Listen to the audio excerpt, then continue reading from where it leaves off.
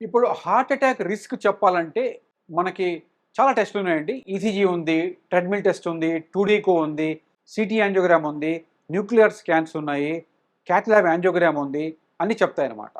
So, మనం మనుషుల్ని ఒక 3 రకాలుగా గనక విభజిస్తే ఎవరికైతే హైపర్‌టెన్షను, డయాబెటిసు, తర్వాత family history of heart disease, తర్వాత వాళ్ళు గనక ఛాతీ నొప్పి వచ్చి ఈసీజీ అబ్నార్మాలిటీ ఉండి వాళ్ళకి గ్యారంటీగా హార్ట్ అటాక్ వచ్చింది అని తెలిస్తే ఫస్ట్ థింగ్ వాళ్ళు ఏం చేయాలంటే హాస్పిటల్‌కి వెళ్ళిపోయి క్యాత్ ల్యాబ్ యాంజియోగ్రామ్ చేయించుకొని కార్డియాలజిస్ట్‌ని కలిసి స్టెంట్ కానీ, బైపాస్ కానీ చేయించుకోవాలి.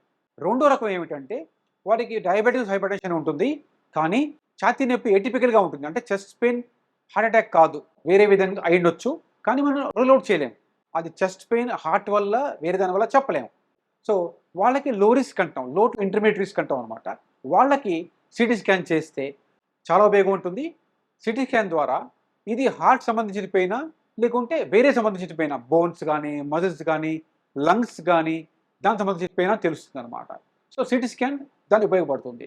ఇప్పుడు ఇంకో మూడో రకం ఉన్నారనమాట. వాళ్ళేంటంటే, వాళ్ళు ఓన్లీ వన్ రిస్క్ ఫ్యాక్టర్ ఉంటుందనమాట. అంటే బీపీ గానీ, షుగర్ గానీ, స్మోకింగ్ గానీ, స్ట్రెస్‌ఫుల్ లైఫ్ స్టైల్ గానీ ఉంటదనమాట. వాళ్ళకి చెస్ట్ పెయిన్ వచ్చినప్పుడు ఐడియల్‌గా సిటీ కాల్షియం స్కోర్ అంటారనమాట. అదొక్కటి చేస్తే చాలు.